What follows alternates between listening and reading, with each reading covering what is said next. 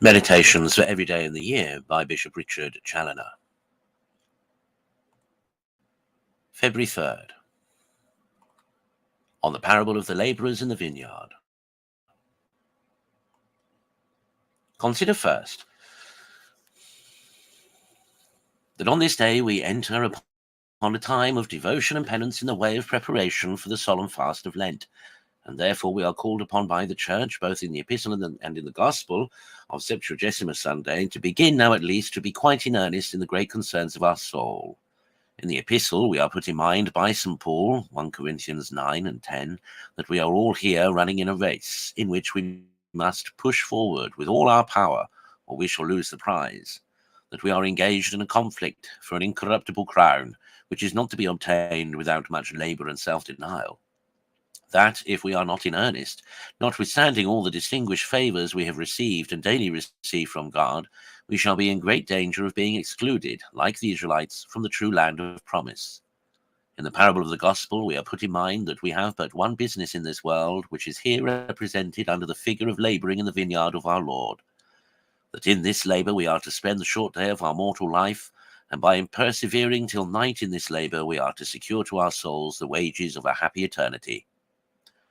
Oh, let us attend well, that we may learn these great lessons.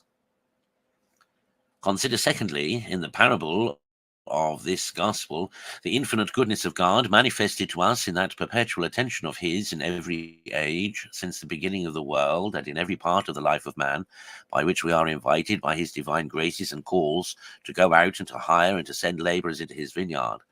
And after all, what need has he of our labour? Or of what service can we be to him? Or what can we give him which he does not first give to us? Why then does he press us to labour in his vineyard? Oh, 'tis his pure goodness and love that he may make us forever happy by our serving him here and enjoying him hereafter. But what then is the meaning of this vineyard of our Lord, and what is this labour that he calls for at our hands? The vineyard of the Lord of hosts, said the prophet Isaiah, is the house of Israel, that is, the people of God. Yes, our own souls are the vineyard we are commanded to cultivate. No one can be excused from his share in this labour. Every one must at least take care of one.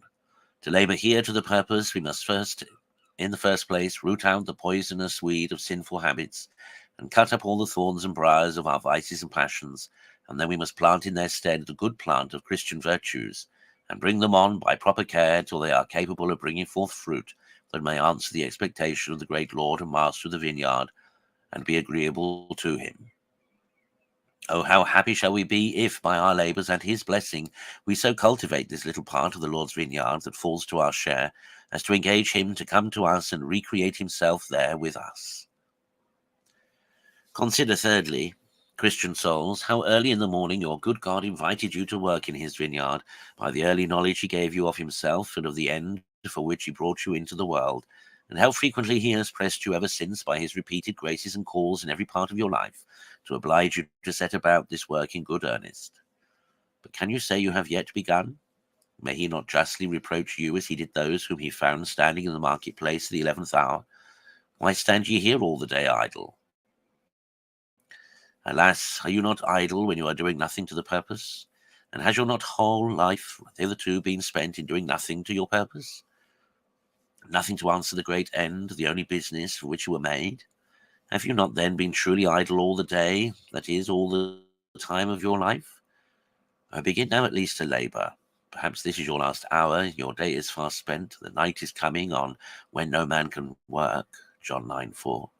Work therefore now, whilst you have time, lest being surprised by the night you may have no more time to work in, and so starve for eternity. Conclude to make good use of this fresh summons by which you are called upon this day by God and his Church to go and labour in the vineyard of your souls, lest otherwise, by not corresponding with the call and receiving the grace of God in vain, you verify in yourselves that sentence with which our Lord concludes the parable of this Sunday. Many are called, but few are chosen.